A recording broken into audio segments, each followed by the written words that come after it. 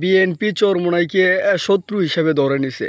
তো এটা বিএনপির জন্য একটা চরম ভুল ডিসিশন। তো প্রথমত তারা যেই কারণে হচ্ছে চরমোনাইকে বিরোধী হিসেবে দেখতেছে সেটা হচ্ছে যে পিআরের দাবিটা। দেখেন তাদের একটা সমাবেশ হয়েছিল, সেই সমাবেশে পিআর পদ্ধতিতে নির্বাচনের একটা দাবি তুলছিল।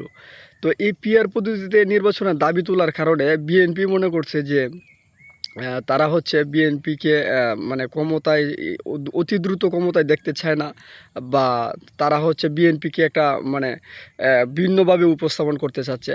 তবে এটা হচ্ছে তাদের একটা ভুল ডিসিশন।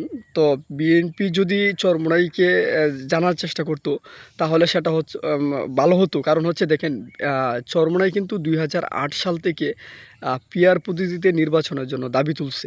তো তারা হচ্ছে এই পিআর পদ্ধতিটা এবং হচ্ছে চরমোনাই পীর সাহেবকে কিন্তু ভিন্নভাবে ডিল করতে পারতো।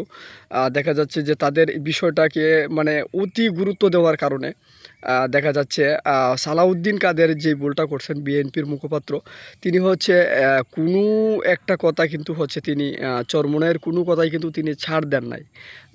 তো সেই ছাড় না দেওয়ার কারণে সালাউদ্দিনের কথার বিপরীতে যেই কথাটা আসছে সেটা কিন্তু হচ্ছে চরমোনাই দিছে। দেখেন প্রথমত চরমোনাইয়ের সাথে বিএনপির যে একটা ঝগড়ার যে সিস্টেমটা সেটা কিন্তু সালাউদ্দিন কাদেরের কারণেই কিন্তু হয়েছে। তো সালাউদ্দিন কাদেরে যেটা করছেন সেটা হচ্ছে তাদেরকে চোরের দল দাবি করছে। তারা উল্টাভাবে তারা হচ্ছে কমেন্ট করছে যে চোরের দল।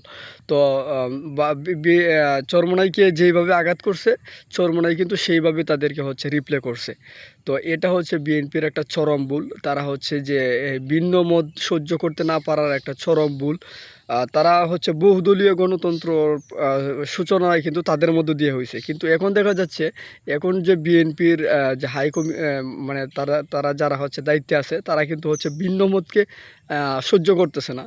তো সেটা কিন্তু একটা চরম ভুল। তারা যদি ভিন্ন মতকে পছন্দ না করে, সহ্য করতে না পারে, তাহলে তাদের রাজনীতিটা বেশি পথ এগুবে না, বা একটা একটা লং টাইম তারা হচ্ছে জার্নি করতে পারবে না, সেটা যদি তারা ভিন্ন পথকে সহ্য করতে না পারে।